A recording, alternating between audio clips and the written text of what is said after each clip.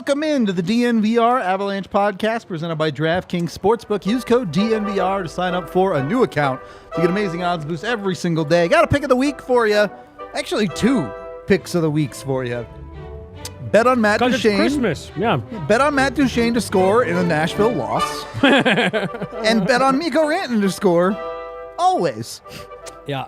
Those 2 seem to be on fire as of late with DraftKings. You can go over there. When you sign up with a new account with code DNVR, bet $5, you get $150 in free bets if the NHL team you pick to win wins their next game. Must be 21 or older, Colorado only. Other terms, restrictions, and conditions apply. To DraftKings.com/sportsbook for details or the show notes down below. Of course, have a Gavin problem. Call 1-800-522-4700. Jesse, Rudo coming in as the Avs complete the 2-goal comeback this time. Yeah. Get the job done in overtime. I'm going to be honest, I wasn't a believer. I didn't think they were going to get it done with, even in the third period. I guess you were halfway through a sentence of, if the Avs don't tie this, when they tied it. Yeah, I sort of was. Yeah, look, I mean, I actually think this is it's not necessarily full circle, but you go back to that Boston game that it was the first game after the Nathan MacKinnon injury. Yep. They got straight-bodied. Right, and they fell behind 2-0, and that was when you kind of knew in that game, you were like, they probably don't have the horses to overcome a 2-goal deficit. Probably just kind of write this one off. You're on the road. Or was the first game against Boston at home? Yeah. I think so. Regardless, that first game against Boston after the Nathan MacKinnon injury, it was like, you kind of write it off. It's not going to be your night. Tonight, you fall behind 2-0. You have the injured lineup. You and I talked about it in the pregame. You needed a depth goal. You needed your Mikko goal. We said Kale, but you had also mentioned scoring from defense just in general. Yep. Mikko Rantanen gets it started with an all-world shot. JT Compher ties it up late. Sam Girard finishes it. Comes through. Nashville Predators revenge game for him. And it was exactly what you wanted on the night going into a 3-game break. Like, how much better do you think the Avs feel going into the holiday break relative to the Predators right now, given standings and all that stuff? Different world. Preds just blew a 2-goal lead on home ice. The Avs with a depleted lineup, and they lost guys during the game. We'll get there. The Avs overcome a 2-goal deficit, winning it in overtime on the road. They're showing the highlight here on TV of that puck hitting the post right after the Avs had tied it. Yep. You make your own luck. We Sometimes talk about you it get a all, good bounce. all the time on this show. You make your own luck. The Avs were the better team in the back half of that game. They played well. I thought they earned the points tonight, and you get the bounces because of it. And they're 60-second rundown? No. It can be. I mean, it might as well have been. I I can throw another one down since I know you want to be festive. Oh yeah, I was gonna say. Yeah, I was gonna say. We'll do the 60-second run. But you get the 2 points. You're feeling very holly and jolly on your way home right now. As Yahir pulls up the timer here, Avs comfortably in a playoff spot, 4 points behind Dallas for top of the division with 2 games in hand. Nashville currently 5 points out of a playoff spot in the West. We need to talk about that in general before we get out of here tonight, because there's just some really interesting stuff. But do you have it all? Yeah, are you ready to go with whatever this is? Yeah, I am ready. There's too many buttons at the bottom of tweets now. Send it. 3, 2, 1. First period was honestly one of the worst Avs periods in a while, process-wise. They just did not play a very good period. Unlike some of the other ones where they've had bad moments, this one was just all around bad. Honestly, the fact that they only gave up 1 goal, pretty okay. Survivable with that. The second period, at first, started awfully slow, but then the Avs completely took it over, put 21 shots on goal, got back to their dominant possession ways. They eventually get rewarded, or rather, Mikko Rantanen is just the nastiest dude on the ice. We'll talk about the shot. It was ridiculous. Gets it back to a 1-goal game for the Avs. And then they just keep pushing in the third. They keep staying strong. They finally get it over the finish line with a beautiful tip from JT Compher to get it tied. That one sneaks it into overtime, as Jesse said. Maybe a good break here or there for the Avs. And the overtime, a power play they don't do a great job of, but they stick with it at 4-on-4. Girard and Sam Girard get it done, as Jesse's doing a TikTok right now. I'm not on TikTok. Insta? Don't do that to me. It's for Insta. Okay. I feel like Insta for millennials, TikTok for Gen Z. Is that the... Fair enough. That's not. Yeah, I'm Vine. Team Vine. Bring it back. I was never into Vine either. Bring it back. See, I loved original Vine where you had to do it all with the built-in like interface. Yeah. People were forced to be really creatively funny. Shit. Yeah. All right. Very pro original TikTok. Either way, it's a great win for Colorado. I mean, let's start from the top. Yeah. And Jesse, you tweeted about this during the game. We had a short conversation about it. If you take the word valuable seriously in most valuable player, is it Mikko Rantanen right now? I think so. And I do want to put this out there. I tweeted it, but that was Rudo's thought. I told him to his face that I was stealing it. Look, I mean, the stat came out, and obviously this changed a little bit because the Avs scored 2 goals after this. But with that Mikko Rantanen goal, he had officially over 25% of the Avs goals. I think it was like 25 on the entire season 3. 25.3, thank you. So he has 1/4 of the team's goals when he scores that one tonight. Look, this is always the debate with this award, right?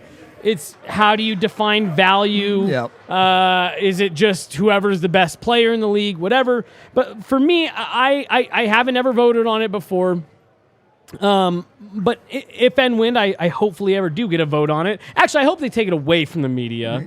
Right. But while it's here, I'd like a piece. Just remove it and have the Ted Lindsay and let it be. Right. And I guess that's my thing. Is it's like, to me, Connor McDavid is Ted Lindsay. Like, he's Ted Lindsay the next several years. Indefinitely. Yep. Maybe a guy like Cale Makar sneaks in there 1 year or something like that. But it really goes off, if you're talking about how the award is defined, who is the player deemed most valuable to their team's success? At this point right now, you're 9 games ahead of the halfway mark.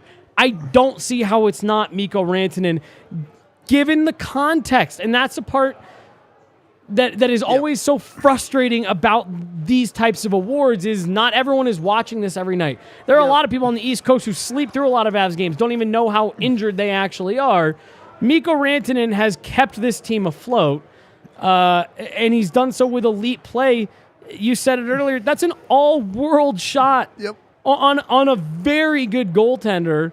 Mikko Rantanen, to me, sure, we got a comment there saying Tage Thompson. Sure, put him in there too. He's got Alex Tuck. Right. But I don't see how you look at any other guy. Mikko Rantanen has a 1/4 of this team's goals. Yep. Take him away. The Avs are the Broncos without Mikko Rantanen. Right. And Mikko Rantanen is dragging them into, like you said, they're 4 points back of number 1 in the division. Again, I did TDSP earlier with Adam, and he asked me how they've kind of held up. I said, look, despite all these injuries, the Avs are, when you factor in games in hand, they're in contention for the West. They're very in contention for top seed in the West. Yep. Despite everything that's happened, and a lot of that has been led by Mikko Rantanen, especially up front in this last stretch of games. He's going to have a very Merry Christmas. He's gone. He's on an absolute heater right now. He has dragged the Avs back into division contention before they've even started to get guys like Nathan McKinnon back. Extremely impressive stuff. I'm just going to have to mute people on Twitter in February where the Avs are back healthy and steamrolling teams, and people could be like, where Mikko plays with Nathan. He didn't for an entire month, bro. Right. And I don't know if this is just me, but Mikko Rantanen is playing different this year too. Hard agree. It's not just that he's on a tear. There's a different use of physicality to his game.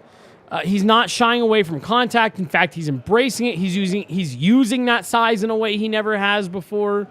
And he wants the puck on his stick. He knows he's an elite passer. So I feel like in the past he's tried to over distribute. Sure. Yeah.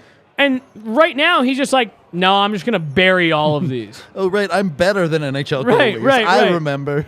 And I'm bigger than everyone else out here. I'm bigger than everyone out here, and I'm a better shooter than any of these guys are goalies. I'm just going to take over, and that's what he's doing. And he's doing it now at a prolonged clip. And we'll get to JT Compher because again, Again, he only scores big goals. Andre Burakovsky only scored pretty goals. JT Compher only scores big goals. It's true. Very accurate. I do want to get into that. I do want to talk a little bit about some of the negatives that Colorado dealt with in this game, too. Number one, it was a slow start. Again, just not good enough, especially early in the first period. Avs got to find a way to get into games quicker. Again, hopefully this 3 days off will get them some legs. They'll feel a little bit better in that regard, but it's starting to become a pattern that needs to be fixed. More importantly, and this is he's got to take the hat off. It's too much for him. The Avs just about fit the runtime of the Fellowship in the Ring. Fellowship of the Ring in between 5-on-5 goals. Played time. It was almost 3 full games of hockey without a 5-on-5 goal. Thankfully, they broke that, but yeesh. So, I don't know. I go back and forth with this kind of stuff because, like, we went through this stretch where you went, like, 2.5 games with no one other than Mikko scoring. Yeah. You have this stretch right now. I mean, shit, dude, they went, I think, what was it that DMAC looked up? 73 shots. Yep. And it was, like, 5 periods in between goals. Yet they won both of those games. It's like actually insane. Right. So I don't know. I go back and forth because there's part of me that says I'm not going to put much stock into trends right now. Yeah. Just given the how in flux the roster has been. But at the same time, to the point that Jared Bednar has made a couple times now, where it's like, look, if this is going to be the team, then you have to have expectations for this version of the team. Yeah, it's true. And you need to start chipping in. That's what we were talking about earlier. You wanted to see that depth scoring. You get one from JT Compher tonight. I'm not going to be worried about it prolonged, but as long as this is the group, and again, Valeri Nichushkin goes down tonight, you do need to find it somewhere. Nice to see Lehkonen and Compher connect for that one. Yeah, and that's the other negative, obviously. Val, lower body, who knows if it's related to his other stuff or not. Doesn't feel good. You also had Martin Kaut apparently go down tonight. You had JT Compher and Brad Hunt go down the tunnel, although they did return. Yep. Still, I still truly believe the biggest obstacle for this Avs team is health. Oh, for sure. And we can talk. I want to talk a little bit more about Val once you're done there. He's kind of been an important piece for Colorado in the time he's been back. Yeah, so I agree.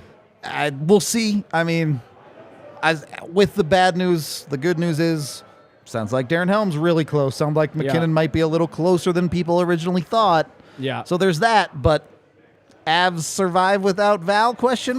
Yeah, and then like I said, I want to talk just a little bit about him just in general. And kind of where I think he's at. But. Yeah, go for it. Oh, I thought you were going to do that first. No, we'll do it after this. Yeah. Well, no, so I tweeted it out, and not getting too far into it, I've had some concerns about Val not quite being at 100% since he came back to the lineup. There were some things that just led me to believe that he wasn't quite there. Yeah. And so, I don't know. I'm kind of looking at that as I'm kind of getting the sense now that, I don't know, did they maybe just say, hey, are you close enough? Good. We need you back, because he made a huge impact despite not putting up the numbers necessarily. Yep. And I don't know if the idea was kind of like, can we get enough out of you to get to like the break where we can now get some guys back? Be the Band-Aid for us a little bit. Right. Yeah. I was skeptical of him being at 100% from the jump. I'll leave it at that. Yeah, I mean, I think AJ tweeted it out tonight too. Like, it's pretty clear Val wasn't that mobile tonight. Yeah. And he ends up leaving the game. So yeah. He's taken maintenance the last 2 morning skates and practice. So it's a lot of maintenance. Yeah. Hopefully it's nothing serious. Hopefully he's good to come back after the break. I think I genuinely believe that they just got him to a point where he was good enough. Can you get back into some games for us? They were just so depleted, and he was the closest. Yeah. I never thought he was quite at 100%. Understandable. I think we might have to bring back the Foco bobblehead casts at this point. Yeah. I'm telling you, they'd make a killing if they Yeah. put casts on their bobbleheads. But I'll have to reset my counter. there you go. It is back to zero. For all of your bobblehead and apparel, merch, all that good stuff for both the Avalanche and all of the other Colorado and sports teams across the country, Foco.com has you covered. That's FOCO.com. Get over there today to check it all out. They have a bunch of awesome stuff ranging from, shirts, hats, normal stuff, bobbleheads, Crocs, blankets, all the good stuff. They've got you covered at Foco. When you use code DNVR with them, you can get 10% off your purchase too. So be sure to check it out. Go to Foco.com today. Pick up your Avs stuff. Also brought to you by Breckenridge Brewery, the official beer of DNVR. They've got their Christmas ales out there. What a better time to get it? A little stocking stuffer for Christmas. Throw a Christmas ale in there, and I'd be a happy camper. That's for sure. I love that. No, they can't. Oh, maybe they can. Yeah, it's on the floor over there under the planter. I've always loved the little mini keg. Yeah, you can kind of see it. It's a little hard to see. Yeah, You can see it. they can see it. That's true. We're on tiny screen, probably. Yeah. The little mini keg, just a bunch of delicious Christmas ale in it. Yeah, give it to a brother-in-law or something like that. You don't know who to get a Perfect. gift Yeah. for. Put it in the fridge, and there you go. It's got a nice little tap on it. Good to go. Works for everybody's Christmas parties. Also brought to you by Athletic Greens. You can go to athleticgreens.com today to take control of your health. Get it today, 1 scoop in your cup of water every single morning to get you healthy, keep your immune system boosted, and get you going. Jesse was talking about people coming in sick to work and how it really grinds his gears earlier today. Athletic Greens to make sure those people don't get you sick. Yeah, just throw Athletic Greens out. Yeah. Start doing ceremonies over the door. Yeah, burning AG1 like it's sage. What? Incense and myrrh, is that what Megan said? Yeah. I hope Megan's watching this, and she's just like, no, you'll be hexed forever if you do that. That's terrible. It's Yeah, a don't terrible do that. look. Terrible idea. No, it's for drinking in your cup of water. It does have 75 different vitamins and minerals, a bunch of adaptogens and probiotics in it. Many athletes use it as their daily routine too. So jump in on it. Join it today with athleticgreens.com, and when you order, you will get a year's supply of vitamin D to go along with it for absolutely free. Next period of the DNVR Avalanche podcast presented by DraftKings Sportsbook. Avs did lose the special teams battle today, but weirdly, I almost look at this as a positive because it means they played that much better, at least in the second half of this game at 5-on-5. I just have to bring this up again. Yeah, go ahead. Go ahead. Rudo and I we can't wrap our minds around. It's been this level of cheering for the last 2.5 hours of this basketball game. I just don't know where you NBA fans get the energy. I just don't get it. It's tough for me. It wears me out listening to them. I just couldn't live and die on every possession like that. They're up by 15, and it's like, okay. Yeah. I just don't get it. This game feels pretty over to me. I don't know. As Portland hits a 3. Yeah. And we're right back on the edge of our seats. What was the question? I don't know. The question was, how do you cheer that much? Yeah, 5-on-5. I feel like it was that much better because they lost the special teams battle tonight. Yeah. No, I mean, look, it was this is, and again, all of this, I think files under the context of the way this season has started with all the injuries and all that stuff. The Avs are one of the worst 5-on-5 teams in the league right now in terms of sheer production. Yeah. So, yeah, I mean, I think you like the fact that you had to get this done at 5-on-5 to a certain extent. Like you said, you went a long stretch in between 5-on-5 goals. And I think you needed some. I go back to that game that Mikko Rantanen scored the hat trick for the overtime winner. And he talked about, look, we needed that. Yep. I think it was against St. Louis. Yep. We needed that win. We felt like we had gone several games of doing good things, and we hadn't got rewarded for it. We were, I think that was right after the Boston debacle. Was there another loss in there, I think, maybe? But it was the Rangers shootout loss. Yeah, that's right. It was Boston shutout, Rangers shootout loss. And they come off of that. They go into St. Louis. They play a good game. Mikko Rantanen scores 3 goals in the shootout. Oh my gosh. 3 goals, hat trick coming in overtime for the win. Yep. And he said that helped just to win. Like, we knew we were playing well, but to get a win, and I think it's the same thing tonight. You knew you were doing good things at 5-on-5, and you just hadn't been able to get one to go. You did good things at 5-on-5. You get rewarded. It worked for once. Right. Yeah. Gets that, I don't want to call it a monkey on their back, but gets them believing that it actually will go in for them again a little bit. And that, right. And you hear that all the time, and it's why everyone feels optimistic anytime a streaky player or, Yep. whatever. I'm not going to call anybody on. Yeah. Right. They score a goal like, oh, that'll get them going. And it's like, will it? Maybe. Right. But it's because that is a real thing. And you see examples of that. And, as much as the Avs excelled on the power play early in the season, they're struggling with it right now. So you got to find a way to generate goals. Otherwise, you're able to break through on 5-on-5. You feel nice. Yep. And they do it in multiple ways, right? Obviously, the Mikko laser beam is a Mikko laser beam, but the game-tying goal is a deflection in front from JT Compher. Yeah. I would be remiss to call it a good bounce, but you only have so much control over where you're deflecting a puck to. Yeah. I'll give Compher a little bit of credit. He's always been one to work on that with Gabe after practice. Sure. So, I don't know. I'll give him a little bit, but you're right. You're waving at that. I mean, credit the hand-eye coordination to get stick on it. For sure. It's going to go where it's going to go after that, though. Yeah. But it's actually what you talked about in the pregame. Lehkonen cycling up high, true, grabbing that puck and throwing it on from up there. Like you said, the Avs, I don't want to be too dramatic with this, but like they threw a lot of teams off. I remember in particular 2 seasons ago, the year they lost to Vegas, just watching teams be completely lost trying to chase them around with that high cycle. Yep. It's not that teams hadn't done it before, but no one had done it to that level before. That's aggressively, yeah. Right, that aggressively, with that kind of speed, with that kind of skill. And they still do it as good as anybody, and that was another example, and you brought it up in the pregame that they like to do that. It's just they truly believe in it. It worked a lot better when Nathan McKinnon was doing it. Right.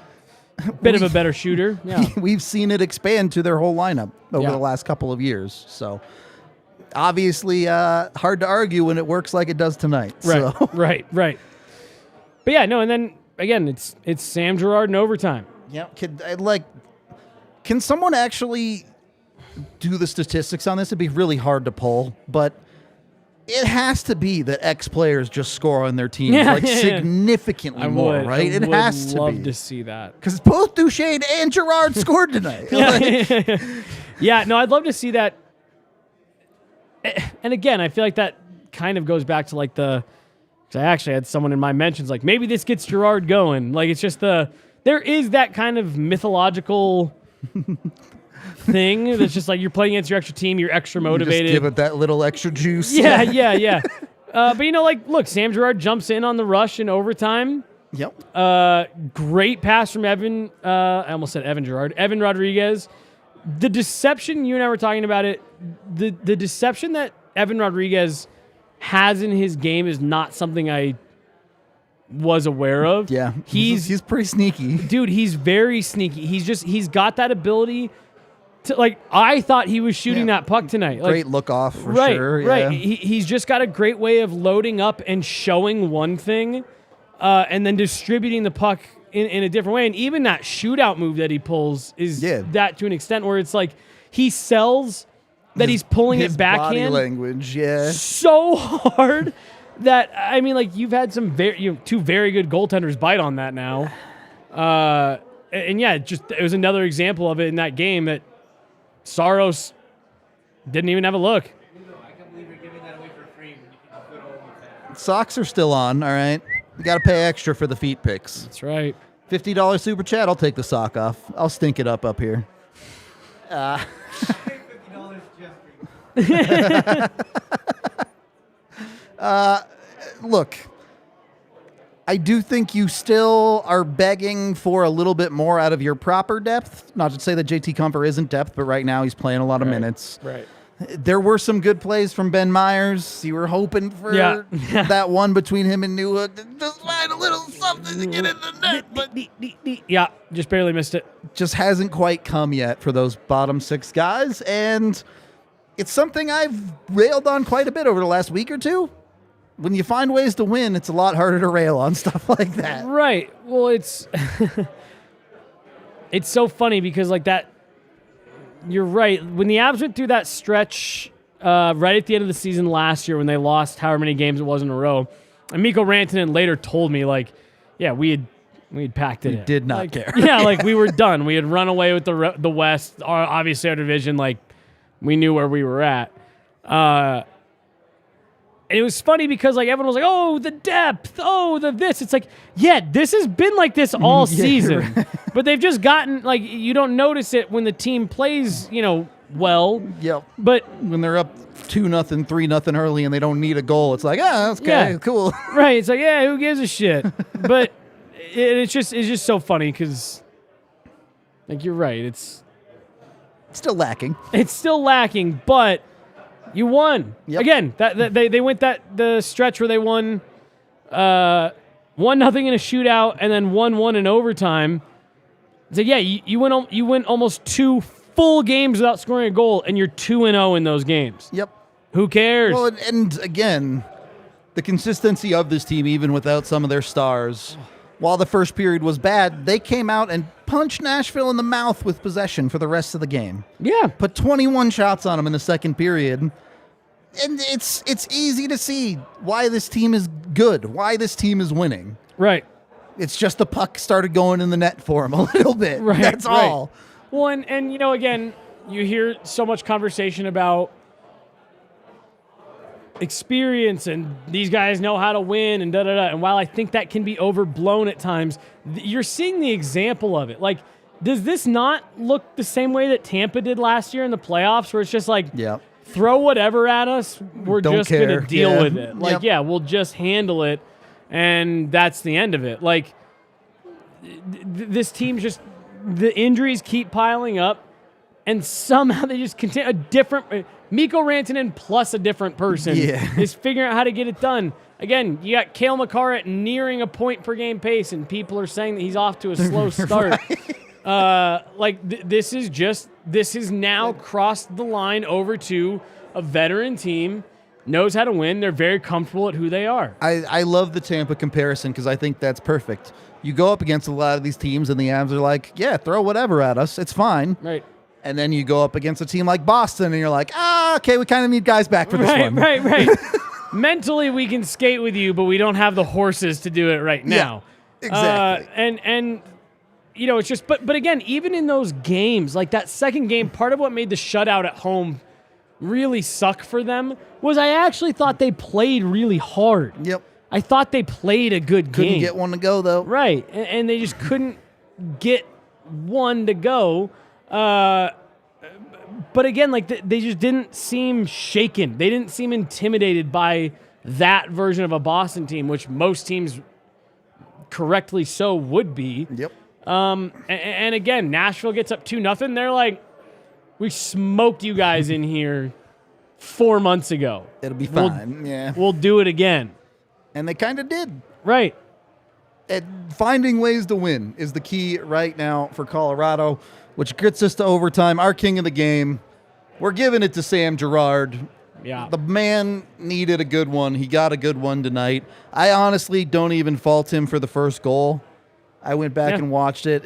He doesn't follow his man across the ice, but that's because the Avs are on the penalty kill and set up in the box. And Logan O'Connor is kind of just floating out high. So, yeah, I really do think, more than anything, I think Sam Girard's game has been trending in the right direction for the last handful here. And I know people look at the game score shit and all that. Game score punishes being on the ice for goals against a lot, even if they aren't Sam Girard's fault. A night like tonight, he puts one in the back of the net. You start to feel like, all right, Sam Girard is hanging around doing good things. Right. The Avs need that from their defense. We talked about it. I asked Jared Bednar about him a couple days ago, and I want to be able to pull the quote and I'll put it out there and all that stuff. But I want to make sure I get it right. But I just kind of asked him, like, look, we all see it. Like, we all see it. There's been a decline in his game, and he mentioned that he thought Sam Girard was playing maybe a little bit more tentatively, wasn't skating the way that he normally does. Sure. But he also mentioned, this is a couple days ago, right? Like after he said over the last week and a half, I feel like he's using his legs more. I feel like he's tapping into that stuff that's vintage Sam Girard, and not trying to change his game. And I thought, again, his hallmark is his skating and his ability to jump in the play. He jumps in the play tonight, gets involved on a goal, he scores the game winner. That's Sam Girard's style of play. Butter, right, yeah, using your legs, being evasive, having good escapability, all of that good stuff, and I thought that was on display for him. All right, let's get to these super chats before someone pays for my feet. I told him at 100 likes, he would take off your foot. Well, they got a long way Take to go. off your foot? Not even your foot. $2 from Vaguely Sober, who says, DNVR king of the game, JTC's face. No, Erod's face is the king of the game. I don't know if you guys saw that clip that I made, but all-timer. You could put anything, any phrase with Erod going. Yeah, I know. $5 from Melanie, who says, thanks for the insight. Loving the podcast. Appreciate you, Melanie. Thank you very much. Thanks. $2 from Rick, who says, do you think Pasternak is good comparable to Mikko? Different players, I would say, but yeah, both very, very elite.